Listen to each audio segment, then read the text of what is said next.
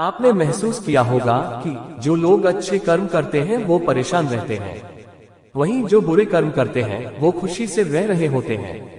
अच्छे कर्म करने वाले परेशान होते हैं कि आखिर उन्हें इतनी परीक्षा क्यों देनी पड़ रही है, जबकि जो अधर्म की राह में हैं वो खुश हैं और जिंदगी का लुत्फ उठा रहे हैं। अगर आपके मन में भी ये सवाल आया है तो आज हम आपको इसका जवाब देंगे। ये जवाब वो है जो भगवत गीता में लिखा है और श्री कृष्ण ने अर्जुन को दिया था। गीता में वर्णित कथा के अनुसार जब भी अर्जुन के मन में कोई दुविधा होती थी तो वो श्री कृष्ण के पास पहुंच जाते थे।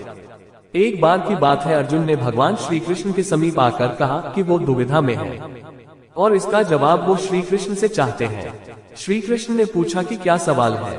अर्जुन ने कहा, मुझे ये जानना है कि अच्छे लोगों के साथ हमेशा बुरा ही क्यों होता है, वहीं बुरे लोग खुशहाल दिखते हैं। अर्जुन के मुंह से ऐसी बातें सुनकर श्री कृष्ण मुस्कुराए और कहा, मनुष्य जैसा सोचता है और महसूस करता है वैसा कुछ नहीं होता है, बल्कि अज्ञानता की वजह से वो सच्चाई नहीं समझ पाता है।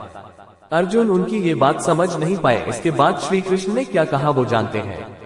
श्री कृष्ण ने अर्जुन से कहा, पार्थ, मैं तुम्हें एक कथा सुनाता हूँ, उसे सुनकर तुम समझ जाओगे कि हर प्राणी को उसके कर्म के हिसाब से ही फल मिलता है। प्रकृति हर किसी को अपनी राह चुनने का मौका देती है। अब वो मनुष्य की इच्छा पर निर्भर करता है कि उसे धर्म की राह चुननी है या अधर्म की। कथा शुरू करते हुए श्री कृष्ण ने कहा, एक नगर में दो पुरुष रहा करते थे। एक पुरुष व्यापारी था जिसके जीवन में धर्म की बहुत महत्ता थी। वो पूजा पाठ में यकीन रखता था। वो हर रोज मंदिर जाता था और दान धर्म भी करता था और हर रोज भगवान की पूजा करता था। वहीं दूसरा पुरुष बिल्कुल विपरीत था। वो हर रोज मंदिर तो जाता था लेकिन पूजा करने नहीं बल्कि मंदिर के बाहर से जूते चप्पल चुराने। उसे दान और धर्म से कोई लेना देना नहीं था। समय बीतता गया और एक दिन बहुत जोर की बारिश हो रही थी। इस वजह से मंदिर में पुजारी के अलावा कोई नहीं था। ये बात जब दूसरे पुरुष को पता चली तो उसने कहा कि ये सही मौका है मंदिर का धन चुराने का। पंडित से नजर बचाकर उसने मंदिर का सारा धन चुरा लिया। उसी समय धर्म कर्म में विश्वास रखने वाला व्यक्ति भी मंदिर पहुंचा। दुर्भाग्य से मंदिर के पुजारी ने उसे ही चोर समझ लिया और चिल्लाने लगे। वहां लोग एकत्र हो गए और उसे बहुत मारा। किसी तरह वो बचते बचाते वहां से निकला तो दुर्भाग्य ने उसका साथ वहां भी नहीं छोड़ा। मंदिर के बाहर वो एक गाड़ी से टकरा गया और घायल हो गया। फिर वो व्यापारी लंगड़ाते हुए घर जाने लगा तो रास्ते में उसकी मुलाकात उस पुरुष से हुई जिसने मंदिर से धन चुराया था। उसने कहा, आज तो मेरी किस्मत चमक गई, एक साथ इतना सारा धन मिल गया। सब देखकर उसे बहुत बुरा लगा और उसने अपने घर से भगवान की सारी तस्वीरें निकाल दी। कुछ सालों बाद दोनों की पुरुषों की मृत्यु हो गई। मरने के बाद जब दोनों यमराज की सभा में पहुंचे और भले पुरुष ने दूसरे व्यक्ति को देखा तो उसे बहुत गुस्सा आया।